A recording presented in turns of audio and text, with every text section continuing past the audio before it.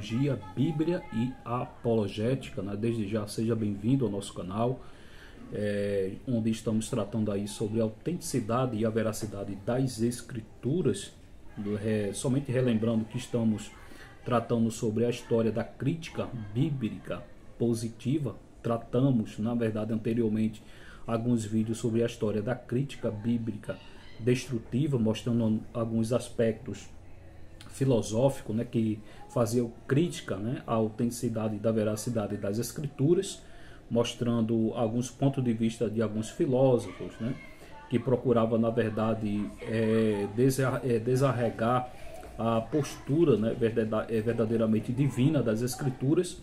E posteriormente mostramos também alguns aspectos teológicos, né, mostrando aí uma defesa da autenticidade e a veracidade das Escrituras, né? Por que o cristianismo aceita, né, a Bíblia, né, como autêntica palavra de Deus?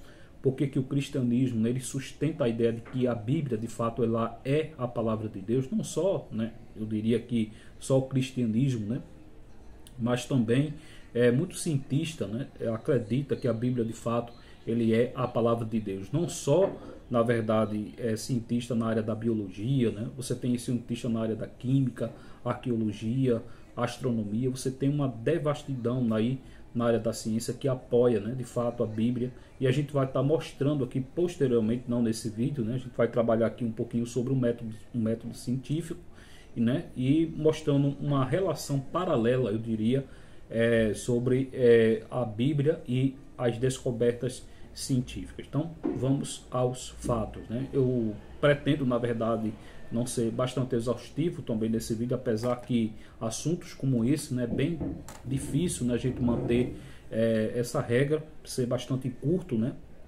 nessas temáticas. Mas vamos aos fatos, né? O tema de hoje que eu decidi, na verdade, abordar aqui a Bíblia, né, ela é cientificamente precisa. Repito, a Bíblia é cientificamente precisa. Lembrando, né, que a gente tratou um pouquinho sobre alguns aspectos, né, na área da filosofia, onde as pessoas procuravam, de certa forma, desmistificar, desqualificar a Bíblia, né, como palavra de Deus. Dizia que ela estava cheia de erros, cheia de mitos. Existiam alguns métodos científicos, né, que foram abordados ao longo dos anos, né, como, por exemplo, a metodologia indutivista, né? Você tem a metodologia relativista, materialista, existencialista, né, de Soren Kierkegaard. Você tem vários nomes aí da filosofia, principalmente na área da filosofia, que procurava, na verdade, aí, estar desqualificando a Bíblia como verdade e construindo, né, pilares e mais pilares para invalidar as verdades centrais das Escrituras. Então vamos mostrar aqui alguns aspectos que a Bíblia, ele por sua vez mostra, né, na verdade, como verdadeiramente científica, precisa, apesar dela não ser um instrumento de ciência, mas ela mostra de certa forma que ela é científica, né? Não é à toa que ela passou gerações, né, esse bendito livro aí de capa preta atravessou aí diversas gerações, séculos, e hoje você tem aí cientistas dos mais variados área aí acadêmica que sustenta essa ideia. Não é somente minha, né, mas de vários cientistas, que posteriormente, alguns vídeos posteriormente aí a gente vai estar abordando e colocando eles aí, algumas frases, né, nas diversas áreas pertencentes aos seus cargos. Então vamos aos fatos. Como é construído, né, o método, né, histórico, né, para poder aí para que esse documento, né, histórico seja validado, né, ou seja invalidado, para que ele possa ser válido ou no mesmo tempo invalidado. Você sabe que existem vários documentos, né, existem vários livros espalhados realmente pelo mundo, onde esse livro, né, ele é redigido, né, ele é construído sobre um método chamado historiografia, né? Então esse método, né, era um método que a maioria dos historiadores, né, quando ele procurava fazer uma certa pesquisa sobre as grandes civilizações da época, Tanto é que você tem vários tipos de método, né, de historiografia. Tem a historiografia da Suméria, tem a historiografia do Egito, tem historiografia, por exemplo, dos hindu. Então você tem uma nefasta, né, tem uma biblioteca nefasta. Só que na proporção, né, que a ciência ela vai se desenvolvendo, vai ganhando forma, as várias metodologias também, ela vai influenciando, né, o âmbito realmente da ciência. Então, as cosmovisões, você tem vários historiadores nas diversas áreas, principalmente na área da sociologia e da antropologia, que ele afirma que a cabeça, né, dos seres humanos, ele passa, né, por uma certa modificação cultural em termos de crença e também na área também da ciência. Você vê que na época do escolasticismo, quem estuda um pouquinho filosofia sabe o que eu estou dizendo, que toda a temática, né, na área da filosofia era totalmente voltada para as questões metafísicas, né? Posteriormente, quando chega aí em meado, né, do século XVI, né, até o século XVII, principalmente o século XVIII, essa grade, né, de ceticismo, ele começa, né, a varrer completamente todos os territórios. E até então o método agora seria o método ceticista, né, o método materialista, o positivismo. Então você tem uma grade, na verdade, de metodologia na área da ciência que até então, né, eles precisavam. Só que você tem esse método aí, o método da historiografia, que sobre os diversos modelos que até então estavam surgindo na área da ciência, esse método ele precisaria, na verdade, ter um cano, né? Então houve uma época, principalmente do século XIX, onde esse método, né, ele passou, de certa forma, a ser obsoleto, ele passou a ser descartado, né? Era um método, na verdade, inválido, e ele precisaria, na verdade, se conformar com os novos modelos de ciência que até então estava sendo patenteado. Então, a historiografia agora ela passou, né, a ser um método historiográfico, né? Então você tem um ícone, né, eu diria, aí do século XIX, chamado Donald Ferenc, onde ele vai aí estabelecer alguns critérios, né, para que essa realidade desse método, né, ele fosse de certa forma científico. Você tem a Bíblia, você tem um cânon, né? Então a Igreja Católica tem um cânon tem uns 66 e mais uma adição de 7 livros, e a Bíblia, né, dos protestantes, você tem aí um conjunto de 66 livros. Todos eles passaram por um processo de canonização e ambos são diferentes. Não quero falar sobre isso. Mas a ciência, na verdade, por sua vez, ele também passou por alguns métodos e ele precisava de um cânon. E observe uma coisa, ele precisaria somente de um cânon, tá? Então, se ele não passasse por esse prisma, se ele não passasse por esse cânon, de fato, ele não era científico, né? Ele não era canônico, ele não poderia, de fato, ser autêntico, ele não poderia, realmente, de fato, ser verdadeiro, se ele não passasse, de certa forma, né, por esse prisma, por essa metodologia mecânica que foi aí desenhado, né, que foi aí construído com base nessa metodologia de Donald Ferenc, né? Então você tem aí, por exemplo, a metodologia dele. Então ele vai aí estabelecer um tripé, e esse tripé ele é mais ou menos o seguinte, né? A importância, primeiro ponto, né, na verdade, desse tripé, ele falava mais ou menos o seguinte, né? A importância central das fontes históricas, né? Para que eu possa construir argumentos, vamos supor, lá no Egito, né? Para que seja validado, né, essa construção de pensamento histórico sobre o Egito, ele precisaria de fato das fontes verdadeiras. Então, existia várias fontes para que eu possa considerar, construir, argumentar, para que tudo que acontecia de fato no Egito, no que tange a cultura, a linguística, práticas, né, sociais, tinha que passar, na verdade, por essas fontes históricas.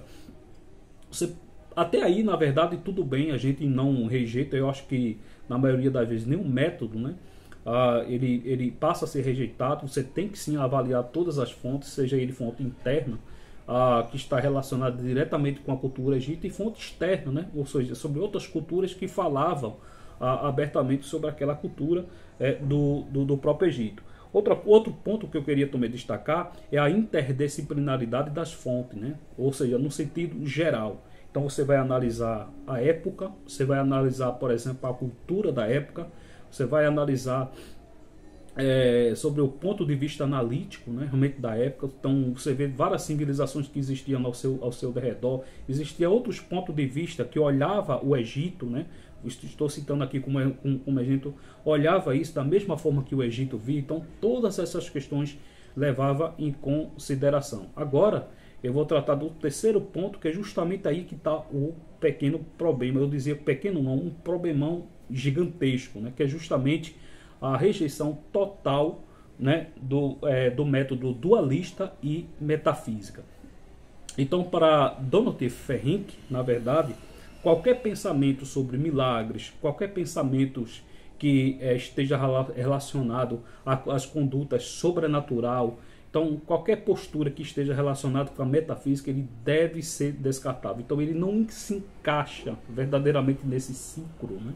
Que esse ciclo pertencente a esse método. Então, quando você trouxer aí um documento, né, que estão, na verdade, aí fazendo com que certas anormalidades, né, da natureza, ela por sua vez, ela pudesse ser descrita, então esse material ele tem que ser repugnante. Por isso, né, que você vê que nas grandes áreas acadêmicas é rejeitado, né, veementemente as questões sobrenaturais. Então você tem a Bíblia, né? Você está cheia, na verdade, de milagres, tem várias questões relacionadas às questões sobrenaturais da Bíblia. Então a ideia, na verdade, do método é mais ou menos o seguinte: será que esse Jesus, né, que é ensinado de certa forma na Bíblia, ele é o Jesus verdadeiro? Desculpe. Né? Será que de fato esse Jesus que é apresentado pelos judeus, pelos discípulos dele, é o Jesus verdadeiro? Então, ele não passa, na verdade, por esse prisma, por esse tripé, justamente porque ele tem questões sobrenaturais. Lembra que eu falei realmente anteriormente que ele tinha que passar por um prisma nesse processo de metodologia? Então, se não passar por esse prisma, ele não pode ser levado em consideração como verdade, não pode ser levado em consideração como... Então, você vê que o ceticismo, né, por parte desses caras, né, principalmente do ateísmo, e a gente vai abordar essas questões mais na frente, é terminantemente extremista, terminantemente anticientífico, porque você não pode, na verdade, se concentrar em um único método, né? Existem vários métodos, para cada caso é um caso. Você tem um método para analisar a biologia, você tem um método, né, para analisar, por exemplo, as questões históricas, você tem um método para analisar as questões por exemplo, relacionado à química, né? Você tem um método para ser relacionado com a arqueologia. Então, cada área, na verdade, tem a sua própria metodologia. E eu não posso, na verdade, passar todas essas coisas, né, somente por um prisma, né? Então, essas questões não podem ser realmente levadas em consideração como ciência. Mas, adiantando, mas eu queria, na verdade, falar sobre dois pontos, né, aqui que eu acredito ser bastante interessante, né? Então, na época, né, você tem algumas interpretações, né, a igreja, né, tem muitas interpretações equivocadas na Bíblia, que posteriormente ela passa, né, a ser confirmada, né, de uma forma completamente contrária do que era visto realmente pela Igreja Católica. Entre esses pontos, né, era a ideia de que o universo, aliás, o nosso planeta, ele estava no centro do universo. Nós éramos, de fato, especiais pelo fato, na verdade, de estarmos centralizados no centro realmente do universo. Você tem Copérnico, né, que até então, ele, através de um método chamado heliocentro, ele começa realmente a descobrir que essa realidade, né, que era ensinada, que era vista no âmbito realmente daquela social, era uma questão completamente ignorante. Então, Copérnico, por meio muitas vezes até de represária da época, né, pelas santas, ou melhor, né, as supostas santas inquisições da época, e ele preferiu, na verdade, se resguardar. Mas posteriormente você tem um outro homem aí, né, chamado Galileu, né, um grande cientista, onde ele criou ali pela primeira vez um microscópio, onde trouxe alguns estudos, né, que até então ele viu, né, que o próprio Copérnico de fato ele tinha razão. Então o sistema de fato realmente heliocêntrico, ele se baseava na verdade no seguinte, né, que os astros, né, os planetas, né, ele girava na verdade em torno do Sol, e não o Sol em torno do próprio planeta, que era justamente o pensamento que existia realmente na época. Então existia vários, né, por causa da ciência na verdade está bastante limitada, e as pessoas não terem uma compreensão plena de fato sobre diversas áreas no que diz respeito a realmente a ciência, tinha de fato uma interpretação equivocada. Então na Bíblia você tem vários tipos de linguagem, né? Então essas linguagens na maioria das vezes são a linguagem de acomodação, né? Você tem expressões como o sol nasce, você tem expressão o sol se pôr, você tem expressões de diversos lugares, né, relacionado a essa linguagem realmente de acomodação. Todavia, você vê que esse tipo de linguagem estava sujeito ao autor que observava de fato os fenômenos e os eventos da época, e não necessariamente a gente precisa desacreditar e dizer que aquele fato realmente não aconteceu, que aquilo ali é mentira. Não necessariamente. O que a gente de fato deve realmente levar em consideração é o evento que ocorreu, né? Tem vários paradigmas que podem realmente ser levados realmente em consideração. Você tem um caso, por exemplo, o caso de Josué, né, que é muito criticado pelo ceticismo, dizendo que aquilo ali não poderia realmente acontecer e tal. Então, a partir da premissa, né, de que se existe de fato realmente um Deus, né, e que ele é o autor de fato realmente do universo, então o que faz que esse Deus que seja o autor desse universo, o dono de fato de toda a ciência, né? Então da física, né? que é o autor da física, que criou a física, que criou as leis matemáticas que regem na verdade o universo, que criou todos os paradigmas que existem, que é composto, o que reconhecemos de fato como universo não poderia realmente fazer. Então é uma coisa bastante realmente ilógica. Então no pressuposto de que Deus de fato existe, milagres na verdade são possíveis de fato realmente mecanicamente. Então você tinha na verdade algumas interpretações, né, verdadeiramente equivocadas. Mas vamos, por exemplo, avançar, né, para não ficar bastante longo. Você tem alguns conceitos, alguns eventos dentro realmente da própria Bíblia, que trazendo para os dias de hoje, você vê que é uma coisa bem real, né? Mas quando você faz um contraste, né, para a época, você vê que a Bíblia já fazia citações de alguns eventos que hoje, na nossa atualidade, ela foi confirmada. Primeiro ponto que eu queria destacar aqui, né, que é justamente o ciclo hidrológico, né? Em Jó, você tem aí 36, verso 27, ele diz assim: porque faz miúdas as gotas das águas, que do seu vapor, observe, vapor, né, derramando a chuva, verso 28, a qual as nuvens destilam e gotejam sobre o homem abundantemente. Lembrando que o livro de Jó, ele foi escrito 3000 a.C., né? Então ele já fazia menção desse sistema de evaporação realmente da água. Então você tem aí Eclesiastes no capítulo 1, verso 7, onde o próprio Salomão ele diz assim: todos os rios vão para o mar, contudo o mar não se enche. O lugar para onde os rios vão, para ali se torna a eles a correr. Está vendo aquela água que cai, né, naquela cachoeira? Pois bem, aquela água ela vai retornar de fato a cair nela, né? Lembrando que você olha assim, mas é uma coisa tão besta, mas para a época, né, que foi escrito, isso não é uma questão realmente simples. Então, posteriormente, né, através desse processo do ciclo hidrológico, né, ele só foi corretamente identificado através de dois cientistas, né? O primeiro deles, você tem o Perrotti e o Mariotti, né? Não sei se eu estou pronunciando realmente certo. Depois, se vocês quiserem me corrigir, vocês me corrijam. Mas posteriormente ele foi descoberto, né, identificado, que de fato essa realidade ela ela é autêntica, né? Ela é visível.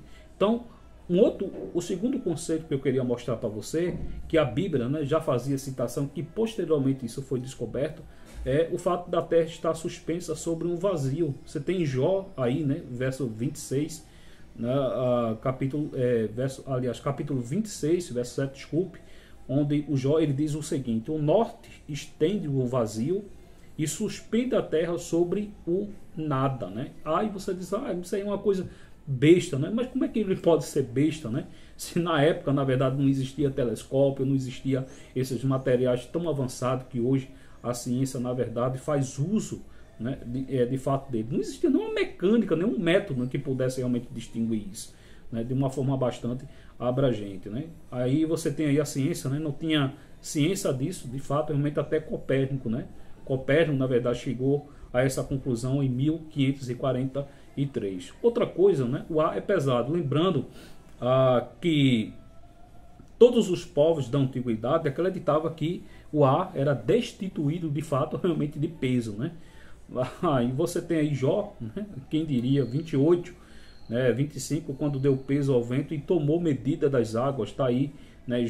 Jó, escrito há 3.000 anos atrás, já dizia que o ar, né, ela não era nada mais, nada menos destituído de peso coisa nenhuma. O ar, ele tem peso, né? Ele possui peso, sim. Então, só com Torricelli, né, um cientista italiano, descobriu aí a pressão barométrica, né, já em meados de 1645, onde ele ratificou essa ideia de que de fato o ar verdadeiramente tem peso. O terceiro ponto, né, que eu gostaria realmente de comentar é o tempo, espaço e matéria tiveram de fato um começo, né? Tem aí Gênesis capítulo 1 verso 1, quando tem aí essa narrativa, né? No princípio criou Deus os céus e a terra. Observe o seguinte: no princípio está aí o tempo, né? Criou Deus os céus, está aí o espaço, e criou, né, a terra. Você tem aí o início, na verdade, cosmológico da realidade. Na verdade, você tem aí Gênesis, né? Não é o único que fala que o início, né, que o tempo de fato ele teve um início. Tem Paulo também já fala disso. Há vários textos que poderia, na verdade, estar citando aqui, tá, gente?